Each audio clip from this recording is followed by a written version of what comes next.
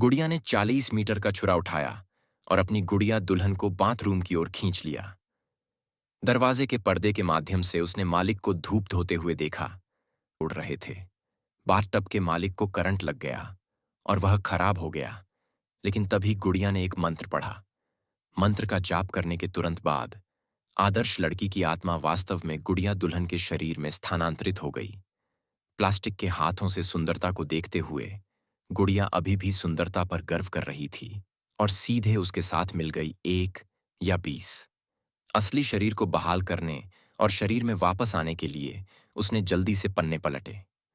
उसने पीसीसी से 9 युआन में जादुई शक्ति खरीदी।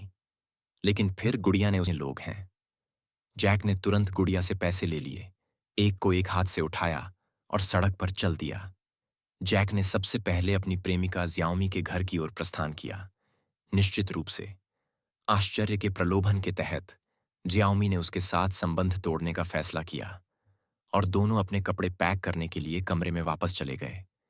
लेकिन तभी जियाओमी के चाचा ने उन्हें चुपचाप कार में जाना चाहा।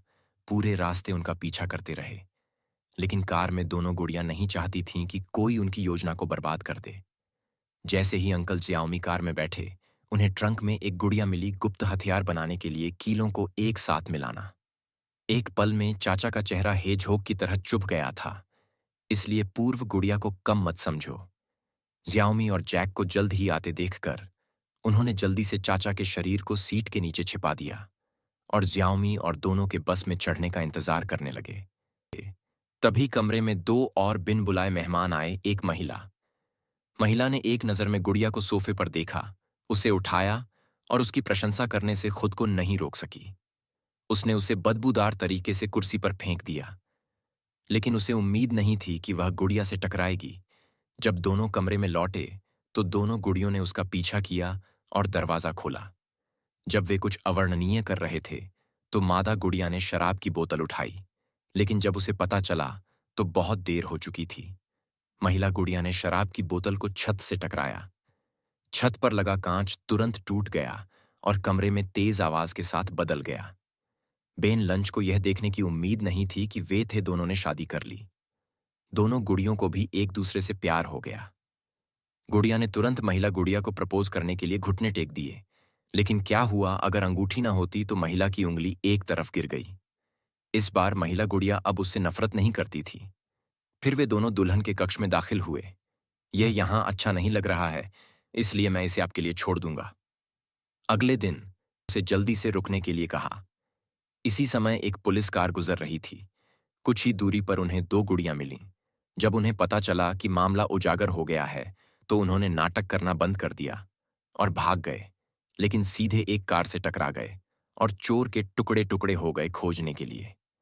फिर गुड़िया ने दोनों को धमकाया और गाड़ी चलाना जारी रखा। गुड़िया ने कार का दरवाजा खोला और दूसरे पक्ष के टायरों को गोली मार दी। इस तरह कार रात भर चली। पलक झपकते ही जियाओमी ने अपना सिर उठाया और मादा गुड़िया को ओवन में धकेल दिया।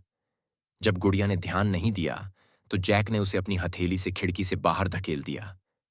अप्रत्याशित रूप से कार ने नियंत्रण खो दिया और पहाड़ी से नीचे दुर्घटनाग्रस्त हो गई। लेकिन नायक के शक्तिशाली प्रभामंडल के साथ गुड़िया ने एक बंदूक ली और जैक को जली हुई महिला गुड़िया के साथ कब्रिस्तान में जाने के लिए कहा।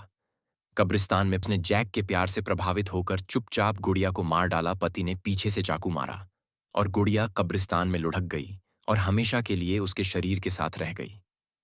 अगले दिन जब वेव घटनास्थल पर आया तो उसने केवल एक जली हुई महिला गुड़िया देखी। मादा गुड़िया पर उत्सुकता से उसे उम्मीद नहीं थी कि वह फिर से जीवित हो जाएगी।